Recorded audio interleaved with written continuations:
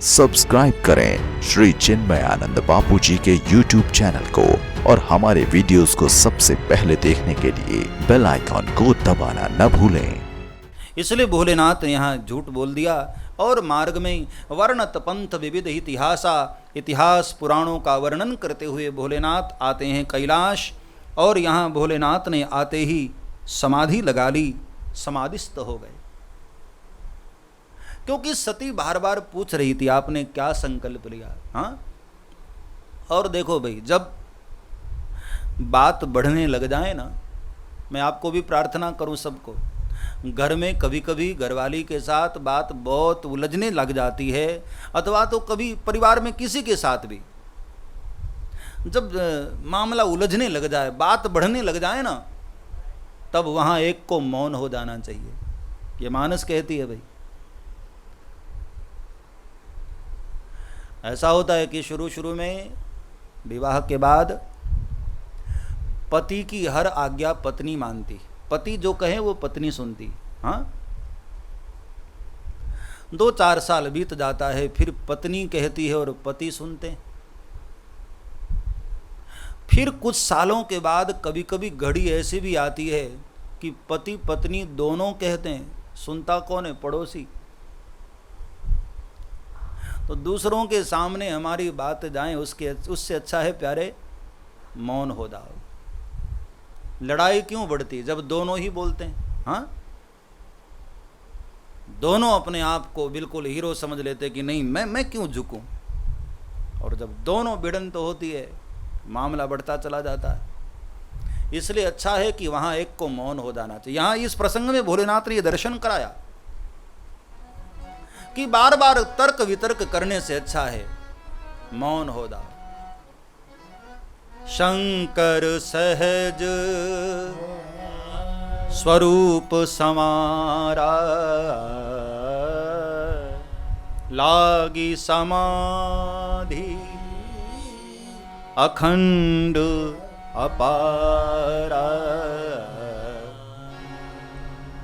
समाधि का अर्थ होता है जहां हमारी बुद्धि सम हो जाए, बुद्धि हमारी सम हो जाए, बराबर हो जाए, नॉन एक्शन की दशा में आ जाए, कोई तर्क वितर्क न रहे। जीवन में जब प्रपंच बहुत बढ़ने लग जाए ना, तो हमें कभी कभी मौन हो जाना चाहिए और सम हो जाना चाहिए। तर्क वितर्क से बचने से अच्छा एक यही उपाय है, हम सम हो जाएं। न ज्यादा भविष्य को सोचे, न ज्यादा भूतकाल को सोचे, सम हो जाओ। अपनी बुद्धि को रिलैक्स मोड पर रखो। बहुत ज्यादा कभी कभी चिंताएं हमको परेशान करती हैं, आगे का भविष्य सोच करके कभी कभी टेंशन होता है। न पीछे की सोचो, न आगे की सोचो। क्या हुआ उसमें भी बहुत चिंता नहीं करनी चाहिए, और क्या होगा उसके लिए भी बहुत फिक्र नहीं होनी चाहिए। कभी कभी रामायण ये कहती है कि हमें समाधिस्थ होना चाहिए। समाधि का मतलब ये नहीं कि तुम आंख बंद करके बस बैठ जाओ, नहीं। हमारी बुद्धि जहां सम हो जाए वही तो समाधि। मन के तरंग मार लो बस हो गया भजन। अपने मन के तरंगों को समेट लो, हमारी बुद्धि को हम सम कर लें, यही तो समाधि। कभी कभी हमारी बुद्धि बहुत ज्यादा विचार करते करते हमें तनाव में ला देती है। समाधिस्थ का मतलब है भोलेनाथ ने जो किया, तर्क वितर्क से बचने से अच्छा है अपनी बुद्धि को सम कर दो और समाधिस्थ हो गए, मौन हो गए भोलेनाथ।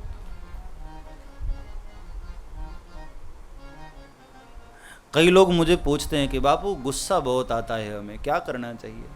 कोई मंत्र है क्या गुस्से का? गुस्से में लड़ाई न बढ़े उसके लिए सबसे प्यारा मंत्र है मौन। मौन हो जाओ, झगड़ा न बढ़े, बात न बढ़े, इसलिए अच्छा है मौन हो जाओ प्यारे। मौन में बहुत आनंद है। कभी प्रैक्टिस करके देखना, 1 घंटे मौन की, 2 घंटे मौन होने की। हाँ, मौन में बहुत आनंद। जो बहुत बोल बोल करते रहते हैं ना, उसकी वाणी भी बहुत ऊर्जा खत्म कर देती है। हमारी वाणी में ऊर्जा होना चाहिए और उसके लिए जरूरी है मौन। संत महापुरुष लोग मौन की साधना करते हैं। ये मौन भी एक साधना। भोलेनाथ समाधिस्थ हो गए और ये समाधि की अवस्था मेरे भाई बहन बहुत ऊंची अवस्था है, जिसको संत लोग वेदांत की भाषा में तुरीयावस्था कहते हैं। उस अवस्था में साधक तो बहुत कठिनाई से पहुंच पाता है। वो अवस्था हमारे जीवन में आ जाए तो सारी परेशानियां ही खत्म हो जाए। 3 अवस्थाएं जो बताई गई श्रीमद् भगवत गीता में भी, जागृत, स्वप्न और सुषुप्ति, 3 अवस्थाएं होती हैं व्यक्ति की। इंसान जगा होता है, स्वप्न देखता है और सुषुप्ति, ये 3 अवस्थाएं, जागृत, स्वप्न और सुषुप्ति। लेकिन जो आनंद उसको सुषुप्ति अवस्था में मिलती है, उससे कहीं ज्यादा, कहीं गुना आनंद तुरीयावस्था में, समाधि की अवस्था में। भोलेनाथ आज उस अवस्था में पहुंचे, अपने स्वरूप पर ध्यान किया और समाधिस्थ हुए। यहां सती को बताया तो नहीं, लेकिन भोलेनाथ का व्यवहार सती को बहुत कुछ बता दिया। कभी कभी हमारा व्यवहार सामने वाले को बहुत कुछ बता देता है।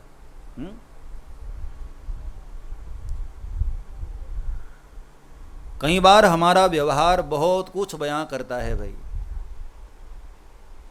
व्यवहार से पता लग जाता है किसके दिल में क्या है। हाँ,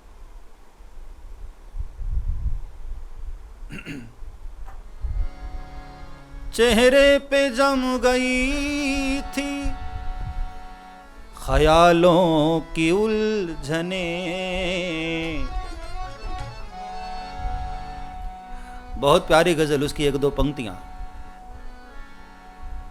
कभी कभी हमारा चेहरा बहुत कुछ बयां कर देता है। चेहरे पे जम गई थी ख्यालों की उलझने, चेहरे पे जम गई। जय हो।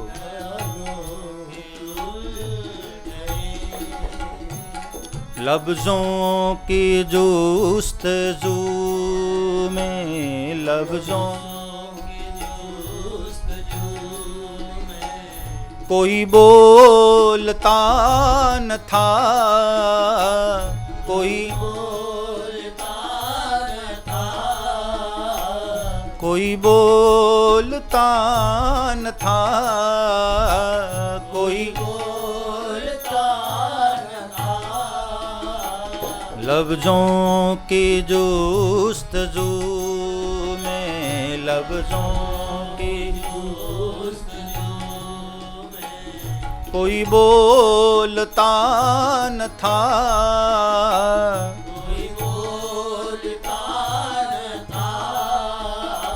हम जिस तरफ चले थे उधर रास्ता न था, हम जिस तरफ चले थे उधर रास्ता न था। पत्थर सुलग रहे थे, पत्थर सुलग रहे थे, कोई नक्शे पान था, कोई नक्शे पान था। हम जिस तरफ चले थे उधर रास्ता न था, हम जिस तरफ चले उधर रास्ता न था, कोई रास्ता न था, कोई रास्ता